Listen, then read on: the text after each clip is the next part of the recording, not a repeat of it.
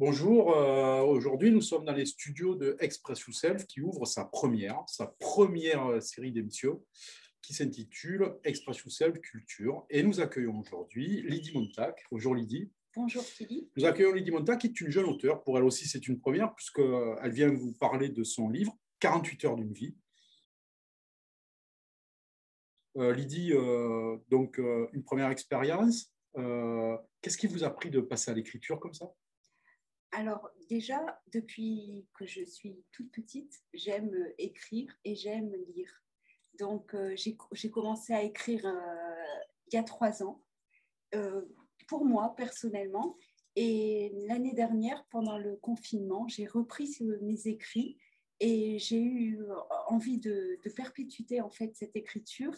Et parce on était dans une situation un peu de manque de liberté. Et pendant ce moment d'écriture, je savourais cette liberté retrouvée. Alors, quand on voit le titre, 48 heures d'une vie, c'est une évocation. Immédiatement, on pense 48 heures d'une vie de quelque chose, parce que ça évoque d'autres nouvelles, d'autres romans.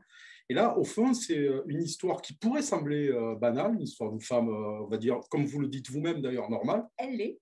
Elle l'est, mais cette vie de femme normale, au travers de votre... vous faites passer quand même des sujets qui vont au-delà d'une fiction, puisqu'il s'agit quand même d'une fiction. Oui, c'est ça. Le personnage est le fruit de mon imagination, inspiré de rencontres de rencontres de gens que j'ai vus de façon furtive, ou bien des amis qui sont dans ma vie depuis de très longue date, des paysages que j'ai pu contempler.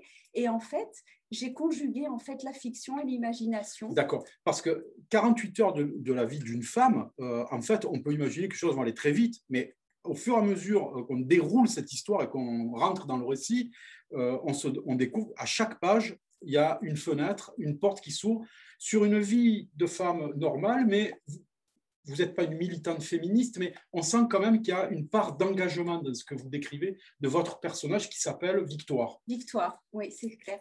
En fait, non, effectivement, je ne suis pas féministe, mais je m'aperçois que toutes les femmes ont une vie trépidante, qu'elles soient dans la vie active, que ce soit des femmes qui s'occupent des enfants et qui font de leur vie de maman un métier. Et j'avais envie de leur rendre hommage et surtout de dire que, en fait, je suis assez admirative de toutes ces femmes, qu'elles soient discrètes, qu'elles soient actives.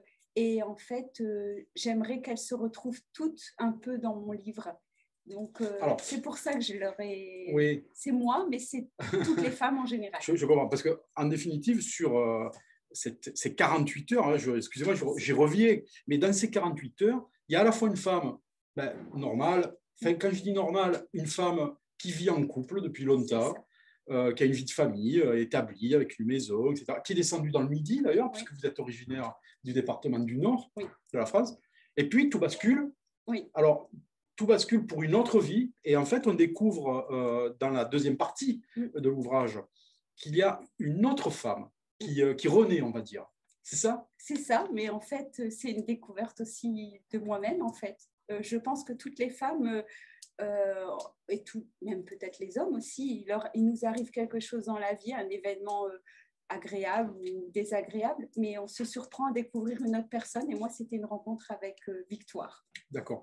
Alors, Victoire, c'est un petit peu le papillon qui sort de son cocon, oui, d'origine.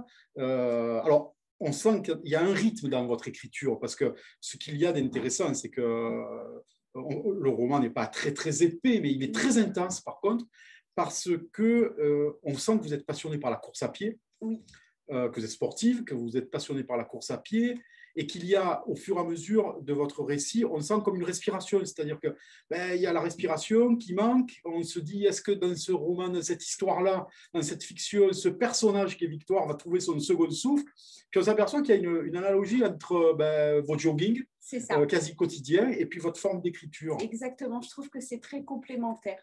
Une activité physique, alors moi, ça me crée de l'endorphine, au plus je cours et au plus j'ai envie de courir. Et en fait, dans les écrits, c'est un peu pareil, c'est cette liberté. Et je crois que ça conjugue bien le rythme sportif et le rythme intellectuel. Alors, je crois que les gens qui nous regardent, les auditeurs qui nous regardent sur cette première, je le répète, de Express Yourself Culture, doivent se poser la question sur quoi ça va déboucher. On ne dira pas sur quoi ça va déboucher, on ne vous dira pas. Mais il y a une chose qui est sûre, c'est qu'il y a une invitation quand même à poursuivre l'expérience d'écriture. Oui, j'aimerais.